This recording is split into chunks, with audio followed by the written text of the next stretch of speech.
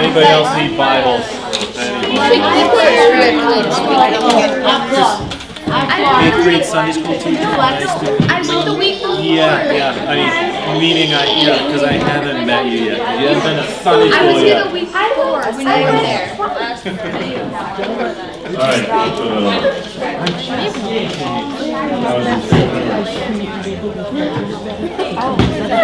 All right, everybody. How are we doing? Yeah, Emma grabbed pens. You guys ready? Everybody checked in. You got your sheets. If you need a Bible, you can grab one. Right? We're good? Okay. So, let's get into our quiz time. Right? Oh, by the way, what did you guys do last week? Noodles and then painted rocks. Very cool. How was the painting rocks? Good. Did you guys put them around afterwards? You still have yours? Okay. What else did you guys do? We went to Mohannes' house and played video games. Nice. Very cool. And ice cream. Awesome. Video games and ice cream. What could be better? What did you guys do? Watch the movie. How did it work? It was good? And the movie was good too? Well, I'm glad you liked it. What else did you guys do? What's that? Anybody else? Alright, well let's get into it here. This is my thing doing to me. Keeps moving around that way.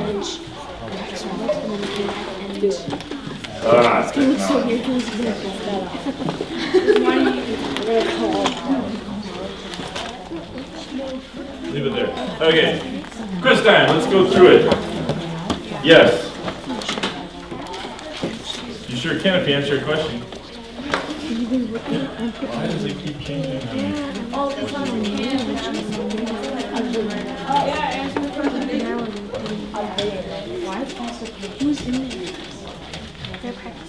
Alright.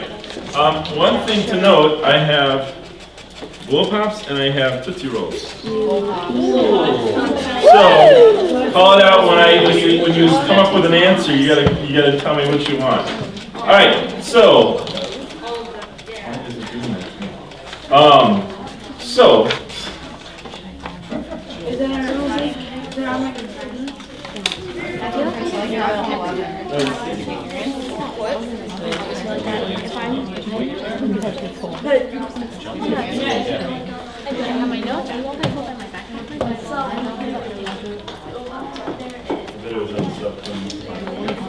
hopefully that'll help. All right, let's see if it changes on me now.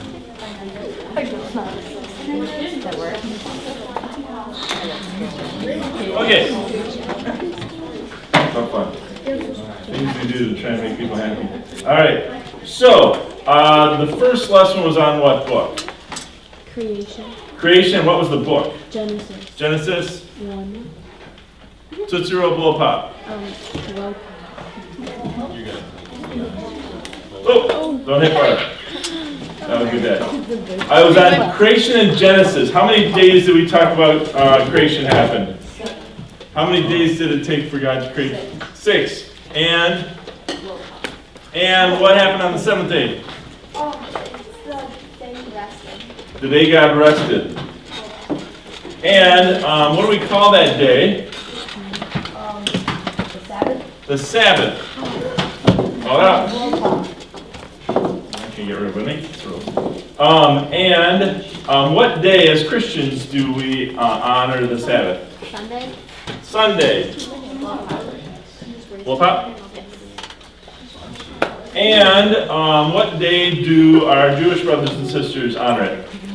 Saturday. All right? Saturday, right? We talked about that earlier. What's that? This is an iPad that's got a fancy case to it. So, what's really cool is it swings around. So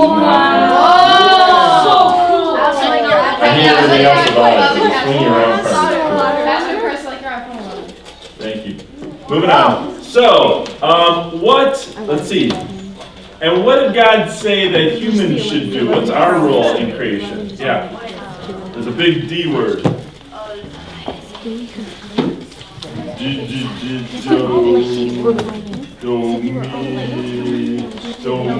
Dominion. How'd you know?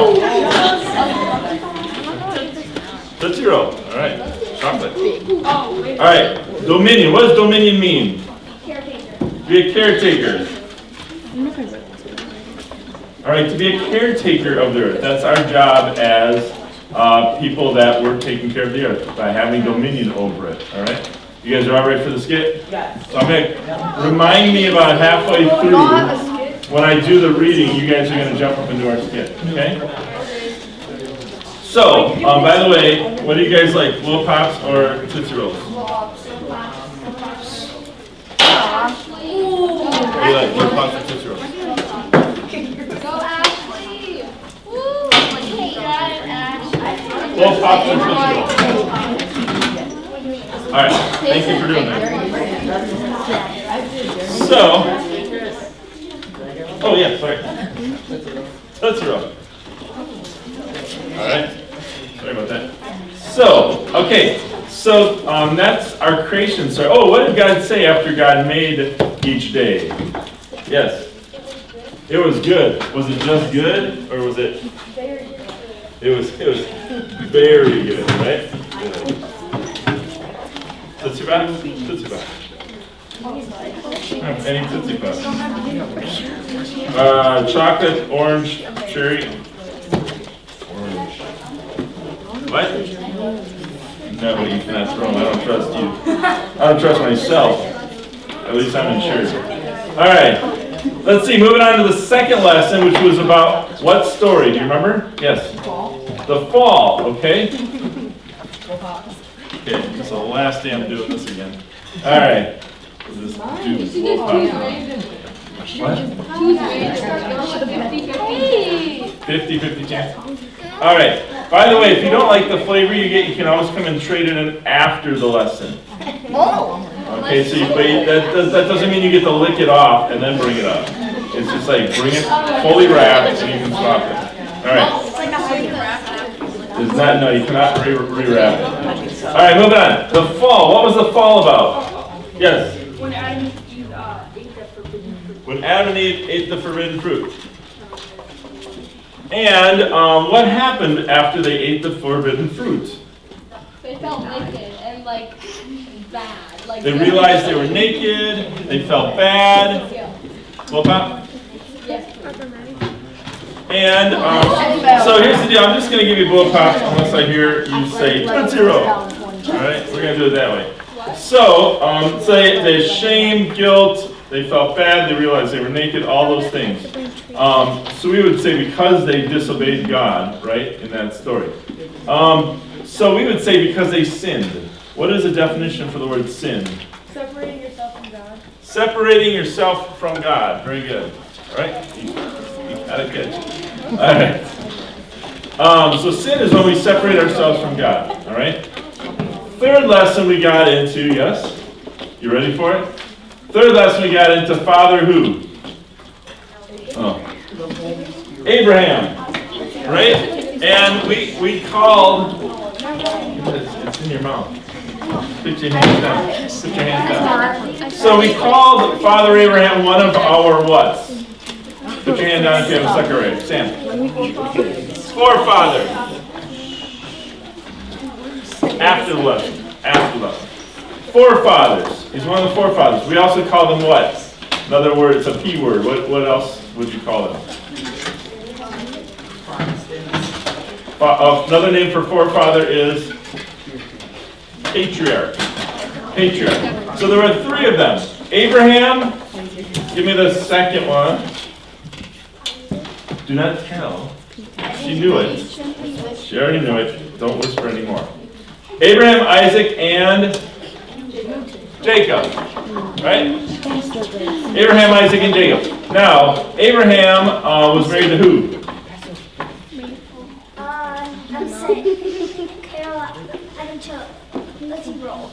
You want Tootsie Roll. Sarah and Tootsie Roll. All in one word. Just Sarah. Sarah. Sarah and Abraham were married. They were very old when they finally had their first child, Isaac. And what did they do when they heard God say they were going to have a child? If you have a sister in your mouth, you don't answer. Yes.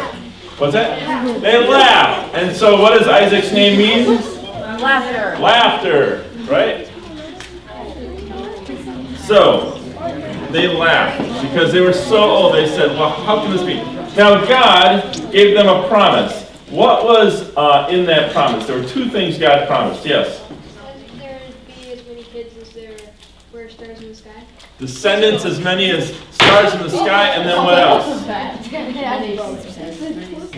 As many as sands on the seashore? Tootsie Roll. And what else did he promise? Land. Right? Land. And especially really good land, not like the bad stuff. God didn't say, I'm going to give you this great plot of land out back by the dumpster, nothing like that. It was really good land. So, land of milk and honey, as they said, the promised land. So, that promise went through Abraham, and then into Isaac, and then Isaac had how many kids? Yes. 2. Isaac had 2 kids, and what were their names? Esau and Jacob. You got it. Esau and Jacob. Good catch. Esau and Jacob. What did Jacob's? Let's start with Esau. What was Esau's name? What did it mean? Did you already get one? Did you get one? I thought you got one. Oh, okay. What was it? Sure. Jacob met ankle grabber. Esau was the hairy one. Jacob was the ankle grabber, the cheat, right?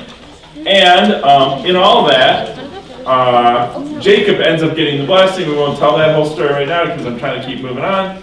But eventually he moves on. Now his name gets changed at the ford of Jabbok, chapter 32 of Genesis, and it gets changed to what? Yes. No. Wait, what? These are straight facts.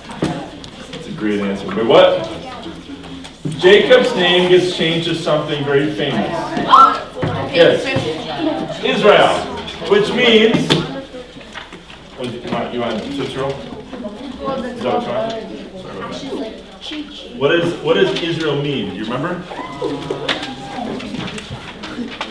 Yeah. The one who wrestles with God. All right? Israel means the one who wrestles with God. So, and that's their name now, even till today. So Israel. Jacob has how many sons?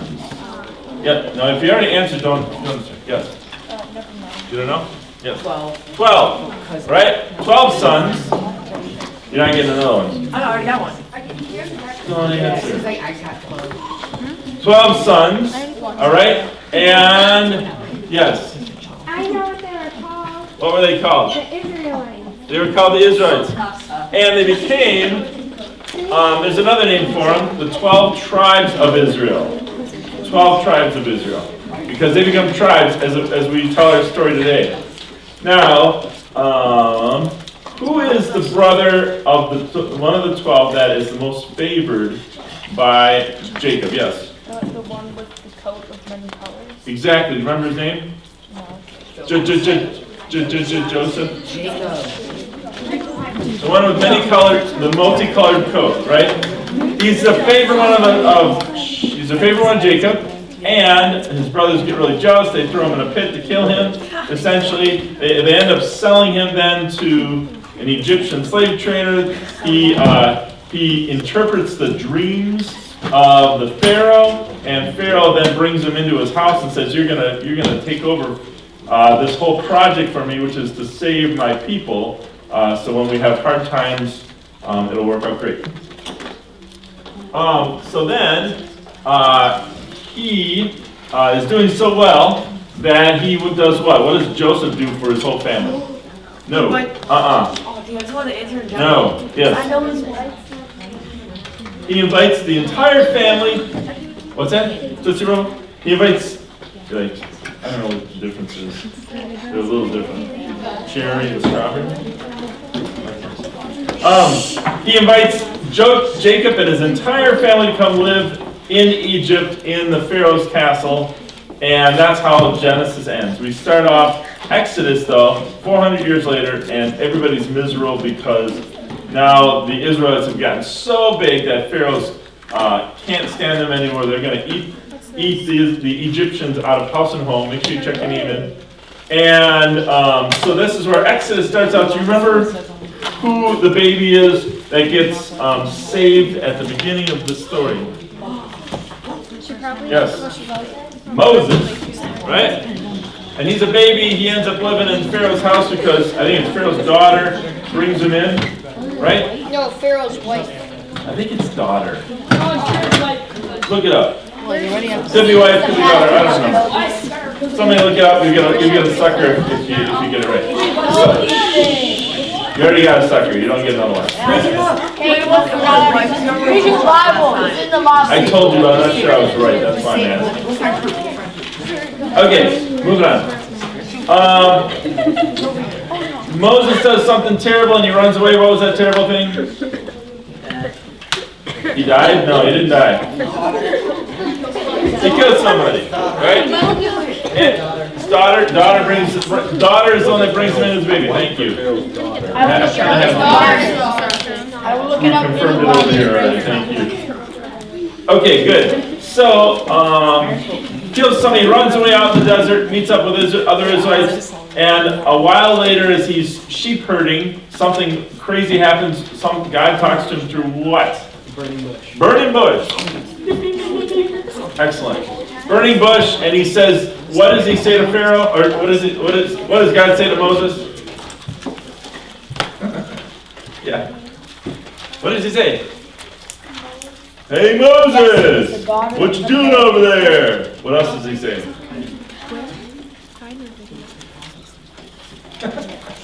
Anybody else have the answer? Can we take a break and think about it? Who else had the answer that does not have a sucker? Yes. Take off your shoes. That's one thing he said to him. What did he really say that I'm really focused on here? Oh, put your hand. They got real kids right now. Go do what? Well, I wrote down the answer for the Pharaoh's daughter. What did he say, Chris? Then Pharaoh's daughter went down to the Nile. We've already established that, Chris. I just wanted a sucker. This is the third. It's the third person that's confirmed it. I looked it up in the Bible. Anybody else want to confirm it? Confirmed by many sources. What did he say to Moses to the burning bush? No. Chris, put your hand up. I know how to answer that. What's the answer? He said, I want you to go back and free my people. Tell Pharaoh, let my people go. Ready? Give it to someone else. Me! Oh, it's her. She answered the No, sandals. Ethan, you already got Sandals it. was correct, even though it's not what I was looking for. Yeah. All right. Big thing happened. He goes back. He tells Pharaoh, let the Israelites go. And 10 things happen. What are those things? 10 horrible things. No. Somebody without a sucker. Does everybody have a sucker? I like to put myself in the picture. No. Put your hands on the outside. Put your hands down. If you have a sucker. Yes. Plagues. I'll take it. 10 plagues. Give me some examples of all the horrible plagues. You have a sucker? Why? Well, then you don't get the answer again. Somebody does not have a sucker. Dang. I know. Yes, thank you. What about the sucker? Locusts, that's one example. Oh, all sorts of horrible things, we're moving on. And the last one was called the Passover, where the angel of death comes in, passes over all the people that put the blood of the sacrificed lamb on their doorpost, right? The Israelites all do that, the Egyptians don't. And so the angel of death comes in and kills the firstborn child of the Egyptians. Pharaoh says, get out. They escape in a hurry, do all the hurriedly things, like not letting their bread rise.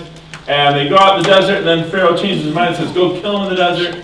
Then they have the battle essentially at the sea, right? And God fights against Pharaoh's army, parts the sea. They walk through this parted sea, and then the Egyptians try to follow them in, and the waters come down and kill all the Egyptians. And that's where Moses has them finally free. They end up wandering the desert for how many years?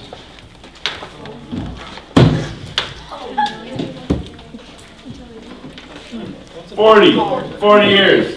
I know. And he dies. 40 years, and eventually they finally end up ready to go into the promised land. And that's where we start today. All right. So, here we are. We're going to start talking about what happens right after they've been wandering for 40 years. Now, what has been going on for 40 years? You're not getting suckers, you're just giving me answers. Go ahead. They were traveling to find like a new place to settle. They weren't just traveling to find a new place to settle because it wasn't that far away. They were, but God was trying to teach them something during this time. What's that? They were wandering, but what was God trying to teach them during this time? Trust him that he will take care of them. Yeah, that God is their king and that they should trust God. So during this whole time, God is teaching them to learn to trust, okay? And trying to really burn that message into the entire country, all right? So, they finally get to the River Jordan. They're about to cross over. Moses is not allowed to cross over into the new land. Moses has to stay on a cliff behind them and just watch them enter in. But before they go in, Moses gives them lots of rules, lots of what you should do. You know, be careful. And the main rule that he really says to the people is that you're going to go into this strange land. God is going to give you this land, but there's people there. So now, how's that going to work? So if suddenly God said to all the Minnesotans, you are my people. I will give you this land of milk and honey and dairy grazing places. And so now Wisconsin is yours. Go and enjoy, and I'll be with you. And all the Minnesotans come down and say, God said it's ours, we're taking it. What do? There's probably going to be some fighting going on, isn't there? There's going to be a battle. Right? And during this battle, many battles, the Israelites are literally coming in to take over the land and kill the people. So it's some pretty horrible stuff that takes place, all to take over this promised land that they've been promised. Put your phones away, guys.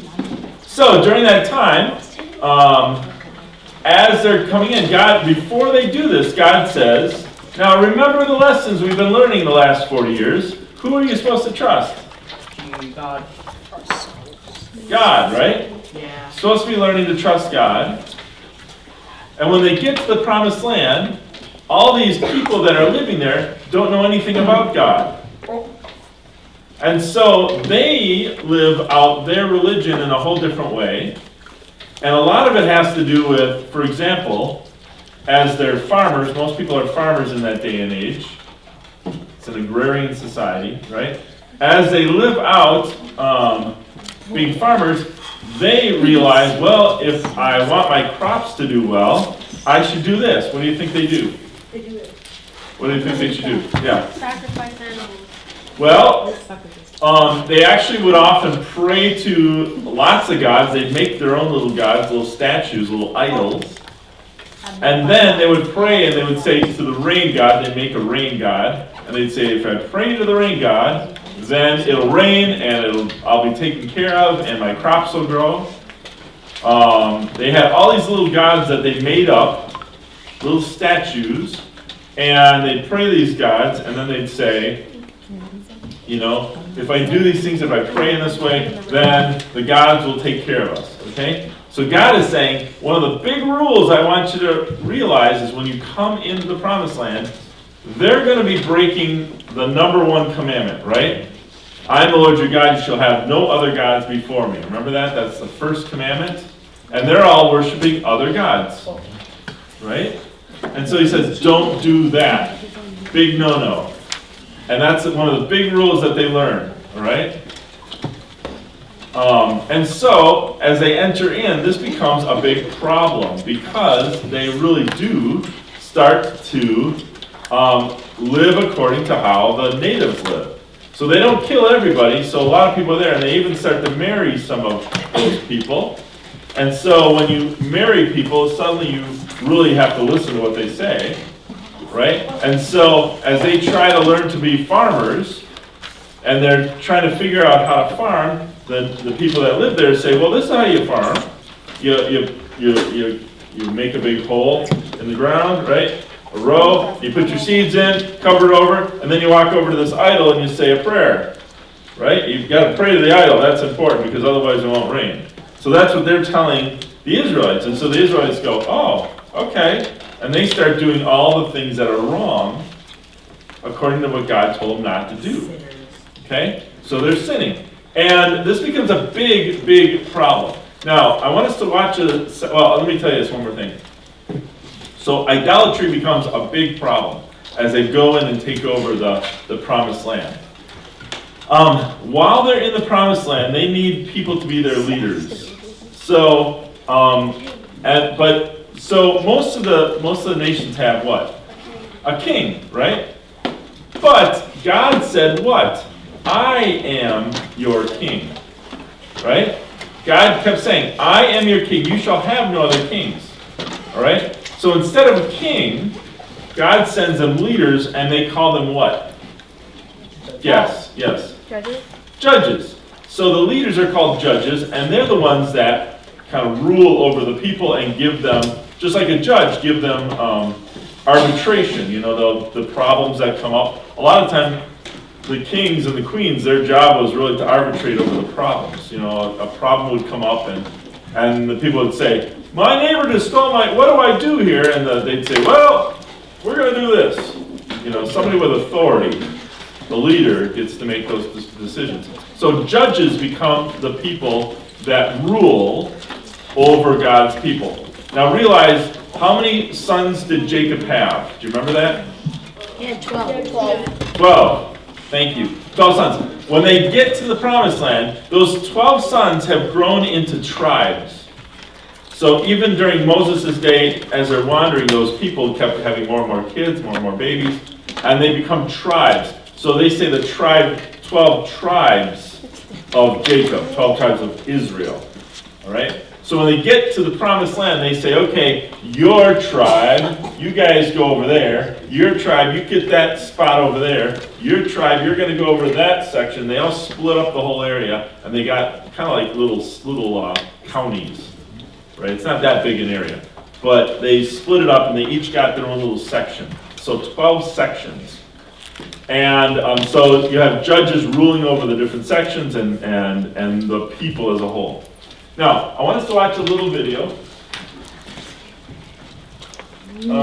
This is just a 7-minute video on, it's kind of a nice way to describe what happens in the book of Judges. So, by the way, up through Moses is 5 books. Genesis, Exodus, Leviticus, Numbers, Deuteronomy.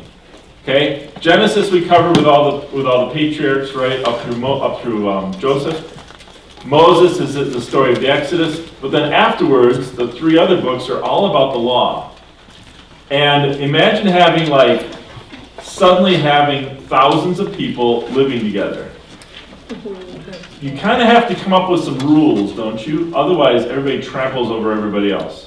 So a lot of this becomes how to live, If you got to go to the bathroom, don't go to the bathroom in the house. Go outside the tent, someplace far away. Let's have a section where the sanitary stuff, where all that unsanitary stuff happens. And if we're going to do this, let's do that. And it becomes a way to live together as a society. So a lot of these rules are how do we live together? How do we be good to each other? How do we care for each other so everything goes well with us? Okay? But underneath it all are those 10 commandments that God starts off with. All right? So the first 5 books, there's a special name for those 5 books. You ready for this? Of course. You ready for the name? It's not an easy name. This is kind of a tough name. Does anybody know what sometimes 5 becomes in, is that Latin? Penta? 5? So the first 5 books are called Pentateuch. Pentateuch. Guess what? That word is on your final exam. Pentateuch. So the first 5 books of the Bible are called the Pentateuch, also known as the law books, because that's where the law comes from, the Torah. All right? Pentateuch. We'll talk about that some more. But right after that, we start with Joshua, who is the person that leads them into the Promised Land. He's the leader that conquers. And then as Joshua dies, he gives the power to these judges to rule. And we're going to watch this little video about the judges. Here we go. Kristen, will you take this? Is it okay? I was wondering, I'm actually doing it right here. It's not even doing it up there. Thank you. Read scripture. Okay, wait.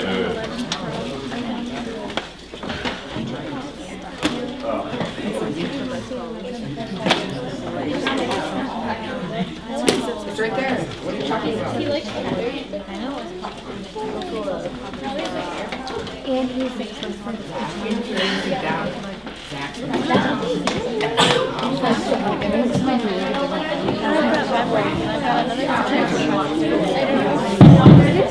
funny.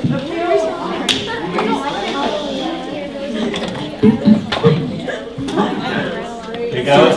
After Joshua led the tribes of Israel into the Promised Land, he called them to be faithful to their covenant with God by obeying the commands of the Torah. And if they do this, they will show all the other nations what God is like. So Judges begins with the death of Joshua and basically tells the story of Israel's total failure. The book's name comes from the type of leaders Israel had in this period. Before they had any kings, the tribes were all governed by these judges. Now don't think of a courtroom. These were regional, political, military leaders, more like a tribal chieftain. And you need to be warned, the book of Judges is very disturbing and violent. It tells the tragic tale of Israel's moral corruption, of its bad leadership, and basically how they become no different than the Canaanites. But this sad story is also meant to generate hope for the future. And you can see this in how the book's designed. There's a large introduction that sets the stage for Israel's failure as they don't drive out the remaining Canaanites. Then the large main section of the book has stories about the growing corruption of Israel's judges. And the progression here shows how Israel's leaders go from pretty good to okay to bad to worse. The concluding section is really disturbing and shows the corruption of the people of Israel as a whole. So let's dive in and we can explore each part a bit more. The opening section begins with the tribes of Israel in their territories in the Promised Land. And while Joshua defeated some key Canaanite towns, there was still a lot of land to be taken and lots of Canaanites living in those areas. And so chapter 1 gives a long list of Canaanite groups and towns that Israel just failed to drive out from the land. Now, remember, the whole point of driving out the Canaanites was to avoid their moral corruption and their way of worshiping the gods through child sacrifice. God had called Israel to be a holy people, and that does not happen. Chapter 2 describes how Israel just moved in alongside the Canaanites and adopted all their cultural and religious practices. And it's right here that the story stops. For nearly a whole chapter, the narrator gives us an overview of everything that's about to happen in the body of the book. This part of Israel's history, the narrator says, was a series of cycles moving in a downward spiral. So Israel became like the Canaanites, and so they would sin against God. So God would allow them to be conquered and oppressed by the Canaanites. And eventually, the Israelites would see the error of their ways and repent. So God would raise up a deliverer, a judge from among Israel who would defeat the enemy and bring about an era of peace. But eventually, Israel would sin again, and it would all start over. This cycle provides the literary design and flow for the next main section of the book. It gets repeated for each of the 6 main judges whose stories are told here. Now the stories of the first 3 judges, Othniel, Ehud, and Deborah, they are epic adventures. They're also extremely bloody stories. Either the judge themselves or people who help the judge, they defeat their enemies and deliver the people of Israel. The stories about the next 3 judges are longer, and they focus in on the character flaws of the judges, which get increasingly worse. So Gideon, he begins pretty well. He's a coward of a man, but he eventually comes to trust that God can save Israel through him. And so he defeats a huge army army of Midianites with only 300 men carrying torches and clay pots. But Gideon has a nasty temper, and he murders a bunch of fellow Israelites for not helping him in his battle. And then it all goes downhill from there. He makes an idol from the gold that he won in his battles. And then after he dies, all Israel worships the idol as a god, and the cycle begins again. The next main judge is Jephthah, who's something of a mafia thug living up in the hills. And when things get really bad for Israel, the elders come to him begging for his help. And Jephthah was a very effective leader. He won lots of battles against the Ammonites, but he was so unfamiliar with the God of Israel, he treats him like a Canaanite god. He vows to sacrifice his daughter if he wins the battle. This tragic story, it shows just how far Israel has fallen. They no longer know the character of their own God, which leads to murder and to false worship. The last judge, Samson, is by far the worst. His life began full of promise, but he has no regard for the God of Israel. He was promiscuous, violent, and arrogant. He did win brutally strategic victories over the Philistines, but only at the expense of his own integrity, and his life ends in a violent rush of mass murder. Now, a quick note here. You'll notice a repeated theme in the main section of the book, that at key moments, God's Spirit will empower each of these judges to accomplish these great acts of deliverance. Now, the fact that God uses these really screwed up people doesn't mean he endorses all or even any of their decisions. God is committed first and foremost to saving his people, but all he has to work with is these corrupt leaders. And so work with them he does. This whole section is designed to show just how bad things have gotten. You can't even tell the Israelites and the Canaanites apart anymore. And that's just the leaders. The final section shows Israel as a whole hitting bottom. There are two tragic stories here, and they are not for the faint of heart. They're structured by this key line that gets repeated 4 times at the close of the book. In those days, Israel had no king, and everyone did what was right in their own eyes. The first story is about an Israelite named Micah, who builds a private temple to an idol. And that gets plundered by a private army sent from the tribe of Dan. So they come and they steal everything, and then they go and burn down the peaceful city of Laish and murder all of its inhabitants. It's a horrifying story. When Israel forgets its God, might makes right. The final story of the book is even worse. It's a shocking tale of sexual abuse and violence, which all leads to Israel's first civil war. It's very disturbing. And that's the point. These stories are meant to serve as a warning. Israel's descent into self-destruction is a result of turning away from the God who loves them and saved them out of slavery in Egypt. And now, Israel needs to be delivered again from themselves. The only glimmer of hope in this story is found in this repeated line in the last part of the book. It actually forms the last sentence of the story. Israel has no king. And so the stage is set for the following books to tell the origins of King David's family, the book of Ruth, and also the origins of kingship itself in Israel, the book of 1 Samuel. But the story of Judges has value as a tragedy. It's a sobering explanation of the human condition, and ultimately it points out the need for God's grace to send a king who will rescue his people. And that's the book of Judges.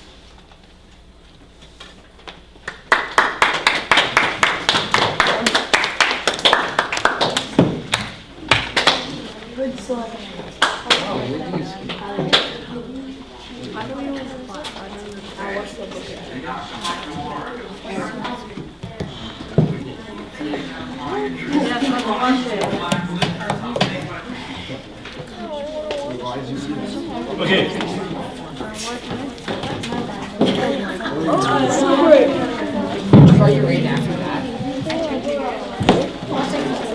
Okay. Yeah, I'll take it.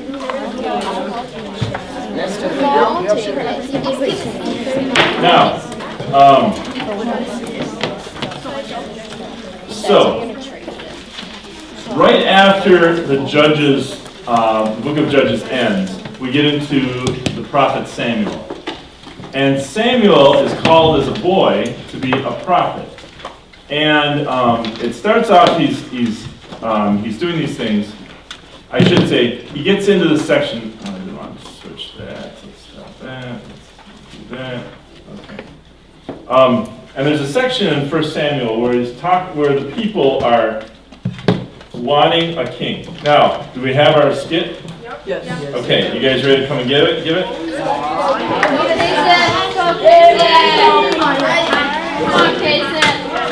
Jason's starting to play. I can't either. Yeah, you already know. Oh. You already know. Well, that's an iPhone 11 Pro. What do you expect? Okay, let's,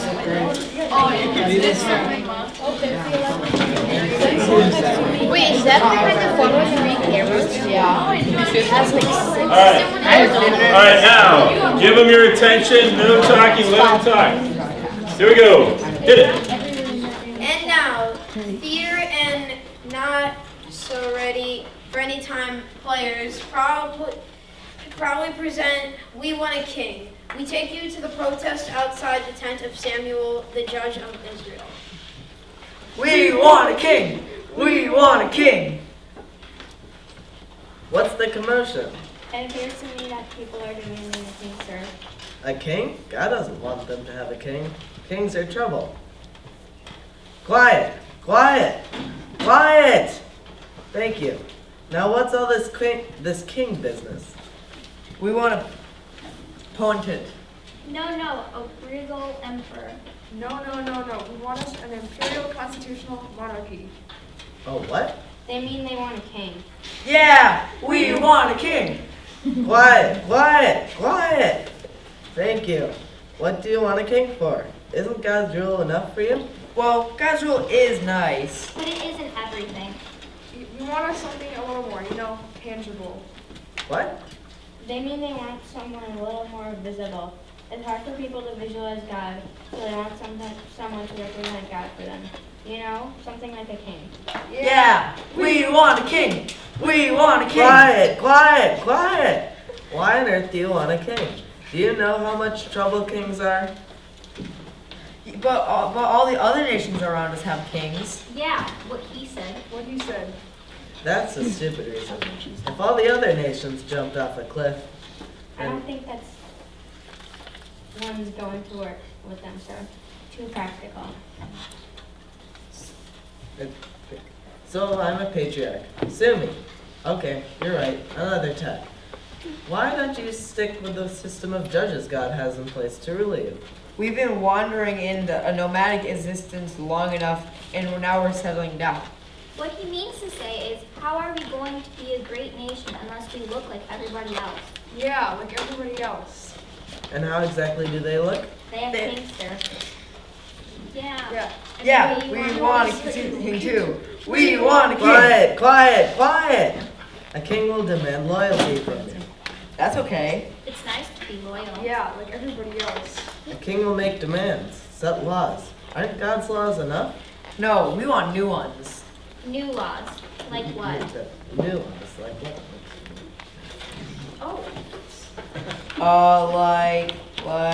Like the law of gravity. Yeah, gravity. We Want gravity. We want gravity. What's gravity?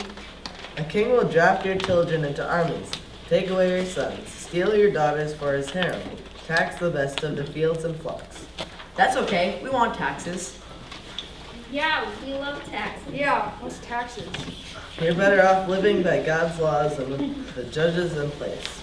But we want to be more like everybody else. Yeah, what he says. Yeah, we Want a king. We want a king. You better do what we tell you. What we tell you and appoint us that God approves, or we'll go out and pick one ourselves. I'm warning you, God wants you to serve and obey only God. And in that day that you have a king, your cry will go out, but the Lord will not answer. That's all right. Yeah. We'll just call someone else. Yeah, we'll call the king. We want a king. We want a king. Better give them what they want, sir. You're gonna have a riot on your hands. Okay, I'll do it. But I guarantee they're not going to like it.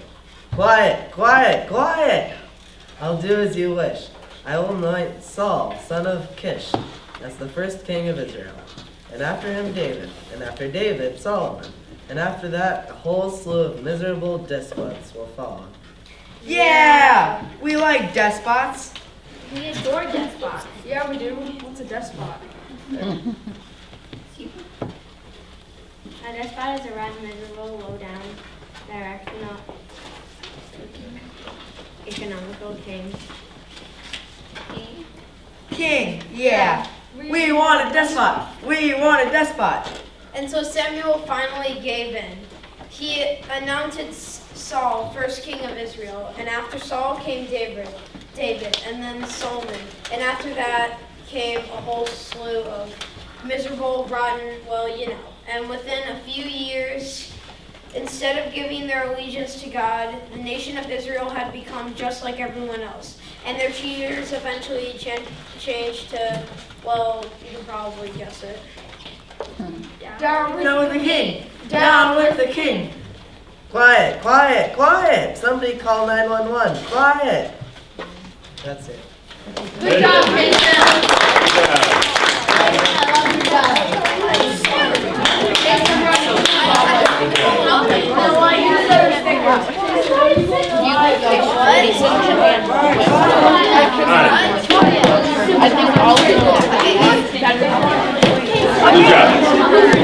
All right. So reading from 1 Samuel. Let me see. I'm going to stop this. And we're going to go. So, 1 Samuel. So, essentially that entire skit is right here. When Samuel became old, he made his sons judges over Israel. The name of his first son was Joel. The second was Abijah.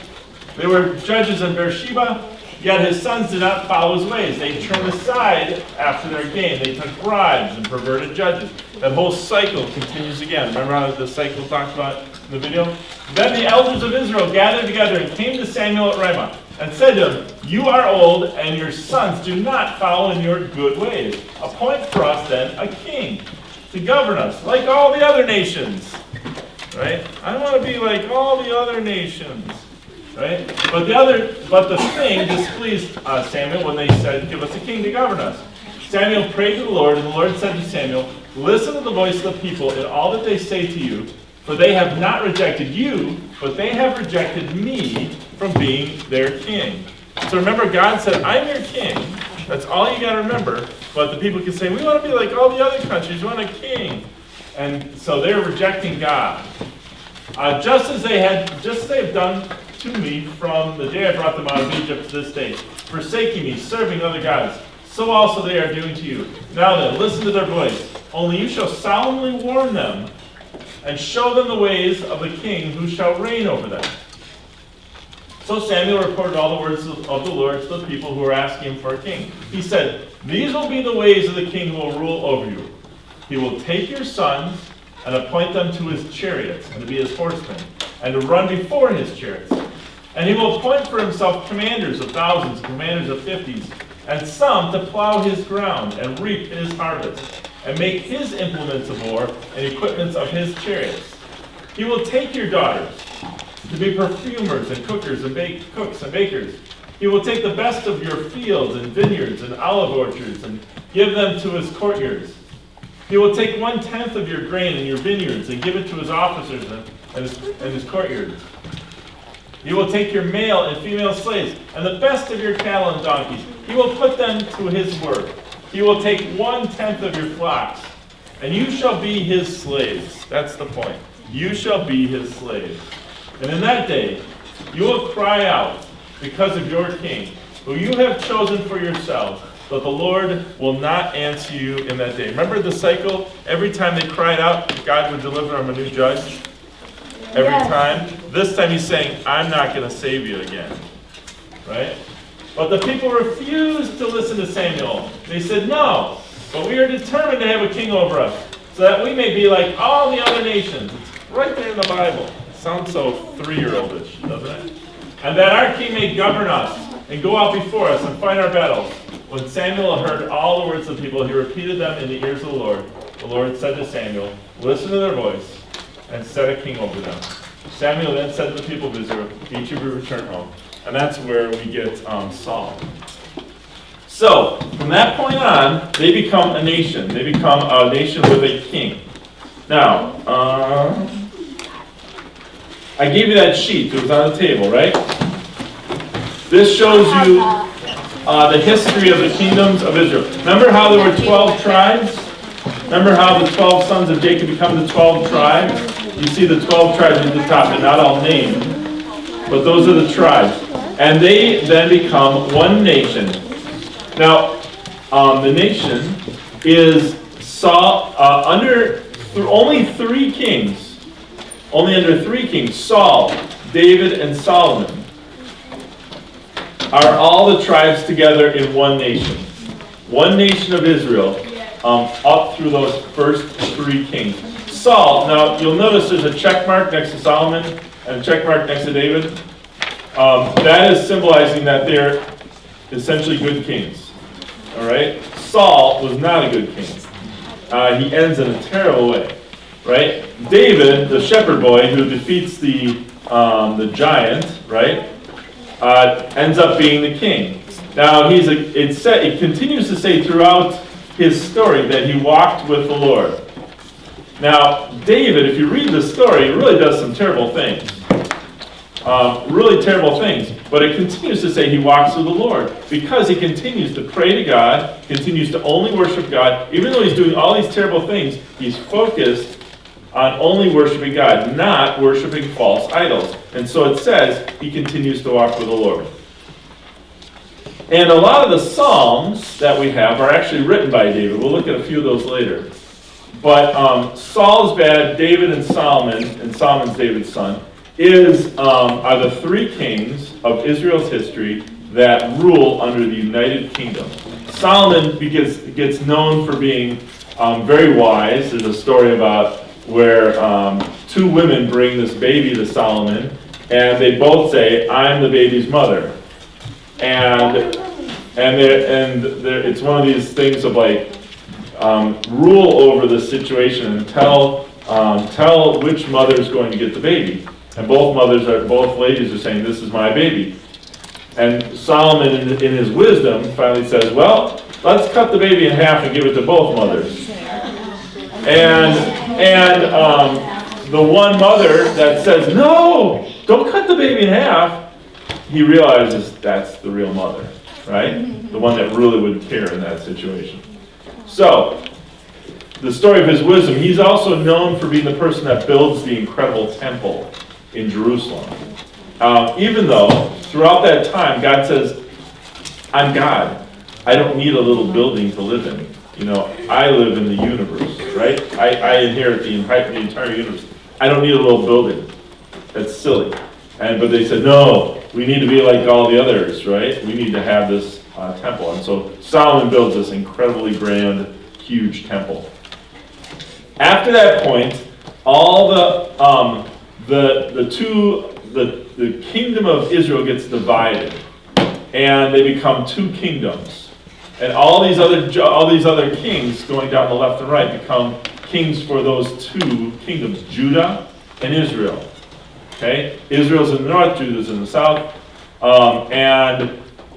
Those kings then rule over. And a lot of that same cycle continues to happen. Some are good kings, some are bad kings, some are very self-focused, some walk with God, some don't. And you see how some are killed by the people. That's where the X comes in. Some are killed by the sword. That's the person ahead of them that takes the throne from them. And it's this horrible story all the way along about the kingdoms. In 721, though, the kingdom of Samaria comes in and takes over Israel on the right, and they are taken away forever, never to come back again. And so there's still mystery novels written about where are the lost tribes of Israel. So those tribes that made up that section of Israel, where do they go? Where are they? Are they still around someplace? And so there's like this mystery about where are they? They never came back. So they get taken away in bondage, right? They're taken away as slaves, never to come back. So Israel, the kingdom of Israel goes away. The kingdom of Judah on the left, right, does come back, they get taken away in the Babylonian exile, that's 597 BC, but they end up coming back. And they come back as not in charge of their own country. They just come back and they say, can we help out here? Can we help rebuild the temple? Can we live here? And so the tribes of Judah come back, even though they're not in charge of their own area anymore. So you'll notice that, so now Judah is really the only leftover group, right? The only leftover nation. And that's where we get the name for what modern day Israelites call themselves. What do we call them? Jewish. They're Jewish. They're Jews. Comes from the tribe of Judah, right? That's where all that name comes from. From the tribe of Judah. They're Jews and they're Jewish. So, from that point on, literally almost 600 years before Jesus, at that point, now they are not really in charge of their own country. They are living in the land, but others are in charge of them, especially like the Romans who come in and take over. So they're living by others' occupation. So that whole period is really important. And throughout that period of time, you have all sorts of stories about the different kings and how it gets lived out. But the ultimate message keeps going back to that. I am the Lord your God. You shall have no other gods before me. Do not worship false idols. And when they come back, very humble, humiliated by being taken away as slaves, coming back and not being in charge of their own land anymore, they really start to take that message to heart. We've messed up so many times as a people of God. We've messed up so many times. They start to really learn the lesson, and they really start to focus in on their faith and on their religion, and start to really take their religion seriously. And even though they're not in charge of their country anymore, they're living out their faith the way God really wanted them to live it out. Okay? And that becomes a good thing. But it does lead to some other issues that when Jesus gets in, comes on the scene, Jesus challenges them in different ways, okay? But that's all going on. So that's essentially the story of the history books. Remember how I told you the Bible is like a library? This would be the history section of the library, okay? Lots of detail, lots of stories about leaders, about how God's people lived. It's a lot of history. From this point on, we're not going to be talking about history anymore in the Old Testament. We're going to talk about some other books, and we'll be talking about that next week. All right, that's a lot of stuff. Hard to get through this much in So, sit down and let me tell you what's going to happen.